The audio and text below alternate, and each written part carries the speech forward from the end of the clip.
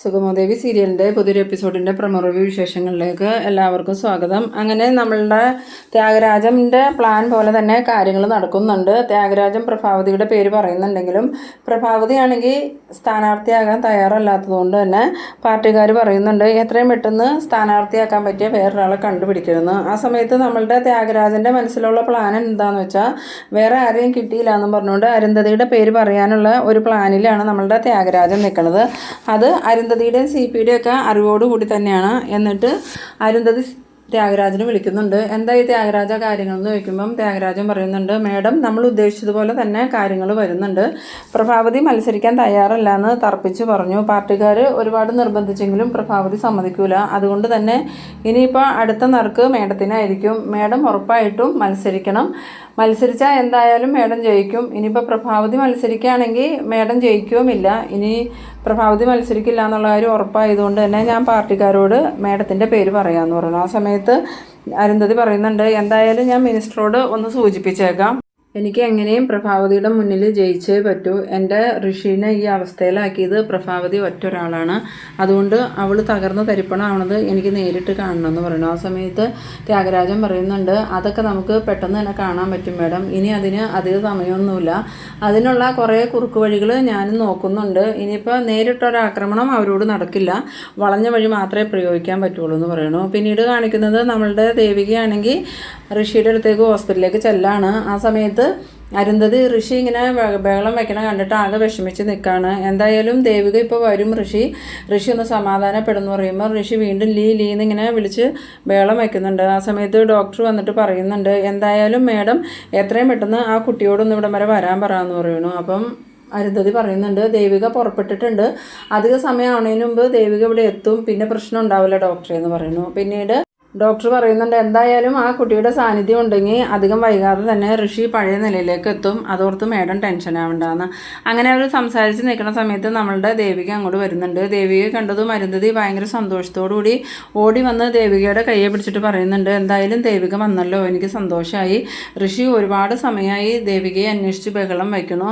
ഈ സമയത്ത് ദേവികയുടെ സൗണ്ട് കേട്ടിട്ട് ഋഷി വേഗം മുഖം തിരിക്കുന്നുണ്ട്. എന്നിട്ട് ലീ എന്ന് വിളിക്കുമ്പം ദേവിക സന്തോഷത്തോടുകൂടി ഋഷിയുടെ അടുത്ത് എന്നിട്ട്, എന്താ ഋഷി എന്തിനാ ഇങ്ങനെ ബഹളം വയ്ക്കണേ, ഞാൻ വരില്ലേ എന്ന് ചോദിക്കുമ്പം ലീ എന്നും പറഞ്ഞ് വീണ്ടും വിളിക്കുന്നുണ്ട്. വ്യക്തമായിട്ട് ഒന്നും സംസാരിക്കണമൊന്നുമില്ല. ആ സമയത്ത് അരുന്ധതി പറയുന്നുണ്ട്, എന്തായാലും ദേവിക വന്നല്ലോ, ഇനി അമ്മമോന് ഭക്ഷണം തരട്ടേന്ന് ചോദിക്കുമ്പം ഋഷി ലീ എന്ന് പറയുന്നുണ്ട്. ലീ തന്നാൽ മതിയോ എന്ന് ചോദിക്കുമ്പോൾ എന്ന് പറഞ്ഞിട്ട് ദേവികയോട് പറയുന്നുണ്ട്, എന്തായാലും ദേവിക ഈ ഭക്ഷണമൊക്കെ ഒന്ന് ഋഷിക്ക് കൊടുക്കുക, എന്നിട്ട് വേണം മരുന്ന് കൊടുക്കാൻ. രാവിലെ മുതലേ അവനൊന്നും കഴിച്ചിട്ടില്ല എന്ന് പറയുന്നു. ആ സമയത്ത് ദേവിക പറയുന്നുണ്ട്, അതിനെന്താ മേഡം ഇങ്ങോട്ട് തന്നേരം ഞാൻ കൊടുത്തോളാം എന്ന് പറയണു. അങ്ങനെ ദേവിക ഋഷിക്ക് ഭക്ഷണമൊക്കെ കൊടുക്കുന്നുണ്ട്.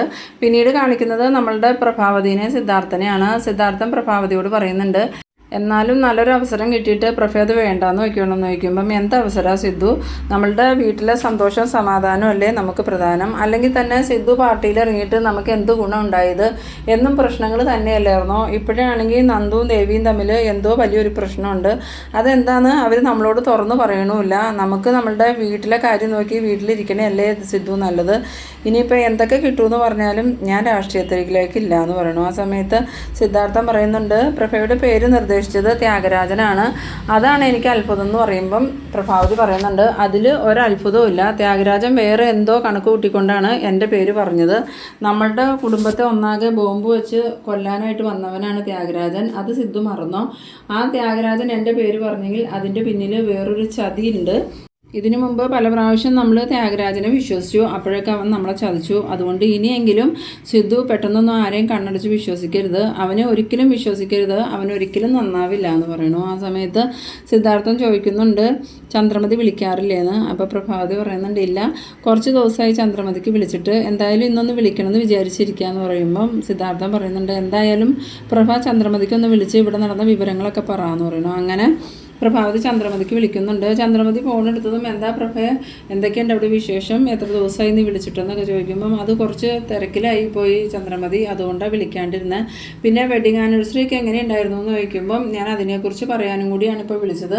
വെഡിങ് ആനിവേഴ്സറിക്ക് ത്യാഗരാജനെ പറഞ്ഞു വിട്ടത് ചന്ദ്രമതി അല്ലേ എന്ന് ചോദിക്കുന്നു. ആ സമയത്ത് ഞാൻ പറഞ്ഞിട്ടാണ് അവൻ വന്നത്, അവനൊരു ഗിഫ്റ്റൊക്കെ വാങ്ങിക്കൊണ്ട് വരുമെന്നാലോ എന്നോട് പറഞ്ഞതെന്ന് പറയുമ്പം ആ ഗിഫ്റ്റ് കൊണ്ടുവന്നിരുന്നു, അത് ഞങ്ങളെ എല്ലാവരെയും ജീവനോടെ കത്തിച്ച് കളയാനുള്ള ഗിഫ്റ്റായിരുന്നു, അത് ചന്ദ്രമതി അറിഞ്ഞു എന്ന് ചോദിക്കുന്നു. ആ സമയത്ത് ചന്ദ്രമതി ചോദിക്കുന്നുണ്ട്, പ്രഭേ നീ എന്തൊക്കെയാ പറയണേന്ന് ചോദിക്കുമ്പോൾ ഞാൻ പറഞ്ഞത് സത്യ, ത്യാഗരാജൻ വലിയൊരു ബോംബുമായിട്ടാണ് വെഡിങ് ആനിവേഴ്സറി കൂടാനായിട്ട് ഇങ്ങോട്ട് വന്നത്. അന്ന് അവൻ്റെ പ്ലാൻ നടന്നിരുന്നെങ്കിൽ ഇന്നിപ്പോൾ ഞാനോ സിദ്ധുവോ ഈ കുടുംബത്തിലുള്ള ആരും ഉണ്ടാവില്ലായിരുന്നു ചന്ദ്രമതി എന്ന് പറയുന്നു. ആ സമയത്ത് ചന്ദ്രമതി പറയുന്നുണ്ട്, എനിക്കിതൊന്നും വിശ്വസിക്കാൻ പറ്റണില്ല. അന്ന് ഞാൻ ഈ കാര്യം പറഞ്ഞപ്പോൾ തന്നെ അവൻ എന്നോട് ഇങ്ങോട്ട് പറയുമായിരുന്നു അവൻ പോയിക്കോളാം, ഗിഫ്റ്റും കൊണ്ടുപോയിക്കോളാം എന്ന്. പക്ഷെ അതൊരു ചതിയായിരിക്കും ഞാൻ വിചാരിച്ചില്ല പ്രഭ. എന്തായാലും പ്രഭ എന്നോട് ക്ഷമിക്കുന്നു പറയുന്നു. ആ സമയത്ത് പ്രഭാവതി പറയുന്നുണ്ട്, ത്യാഗരാജൻ ഇവിടെ വന്ന സമയത്ത് ഗിരീഷിനും നന്ദുവും അതുപോലെ ഭാർഗവിയും എല്ലാവരും ഞങ്ങളോട് പറഞ്ഞതാ അവനെ വിശ്വസിക്കരുത്, വീട്ടിൽ കയറ്റുകയും ചെയ്യരുതെന്ന്.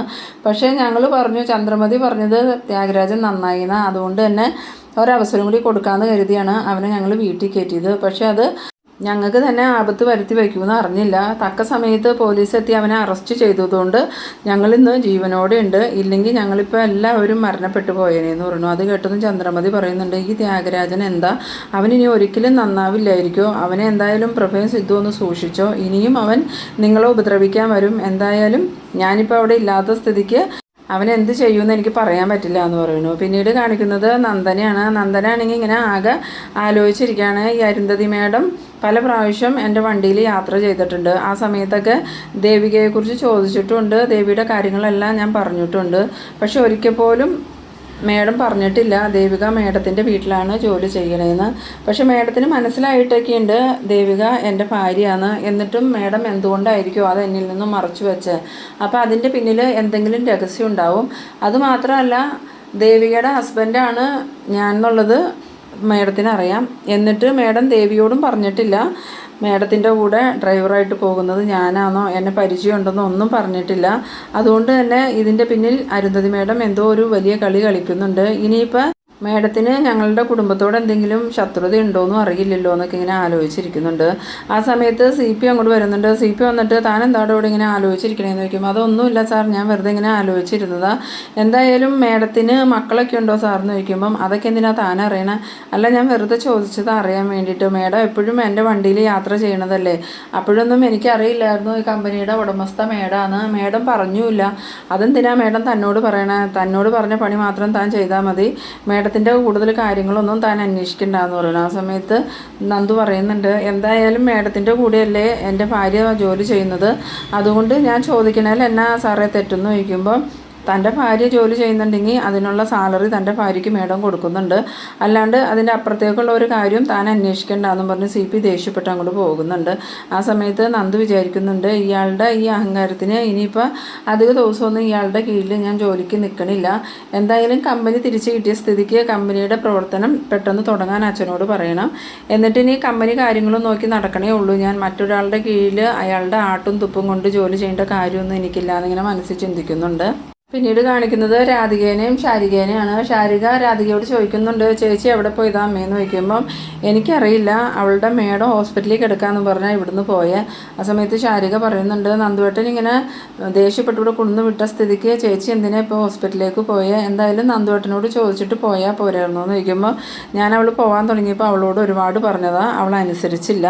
അവളുടെ സ്വഭാവത്തിലൊക്കെ ഇപ്പോൾ ഒരുപാട് മാറ്റമുണ്ട്, ഞാൻ പറഞ്ഞിട്ട് ഒരു കൂസലും ഇല്ലാണ്ട് അവൾ പോയി എന്ന് പറയുന്നു. ആ സമയത്ത് ശാരിക പറയുന്നുണ്ട്, ചേച്ചി നമ്മളിൽ നിന്നും എന്തൊക്കെയോ കാര്യങ്ങൾ മറയ്ക്കുന്നുണ്ട്. അത് നന്ദുവേട്ടന് മനസ്സിലായതുകൊണ്ടാണ് നന്ദുവേട്ടൻ ഇത്രയധികം ദേഷ്യപ്പെടുന്നത്. അല്ലെങ്കിൽ നന്ദേട്ടൻ ഇതുവരെയും ചേച്ചിയോട് ദേഷ്യപ്പെട്ട് ഞാൻ കണ്ടിട്ടില്ല. എനിക്ക് തന്നെ അത്ഭുതം തോന്നിയിട്ടുണ്ട് ഇത്രയും സ്നേഹമുള്ളൊരു ഭർത്താവ് ഉണ്ടാകുമെന്ന്. പക്ഷേ ഇപ്പോൾ അതെല്ലാം ചേച്ചിയായിട്ട് തന്നെ കളഞ്ഞു കുളിച്ചു. ഇനിയിപ്പോൾ അവർ തമ്മിലുള്ള പ്രശ്നങ്ങൾ പറഞ്ഞു തീർക്കാൻ ആരെയും കൊണ്ട് സാധിക്കുമെന്ന് എനിക്ക് തോന്നണില്ല എന്ന് പറയുന്നു. ആ സമയത്ത് രാധിക പറയുന്നുണ്ട്, ഞാൻ എന്തായാലും ഗിരീഷിനോട് സംസാരിച്ചിട്ടുണ്ട്. ഗിരീശൻ പറഞ്ഞത് നന്ദനോടും ദേവികയോടും സംസാരിച്ച് എത്രയും പെട്ടെന്ന് ഈ പ്രശ്നങ്ങൾക്കൊക്കെ ഒരു പരിഹാരം കണ്ടെത്താമെന്നാണ്.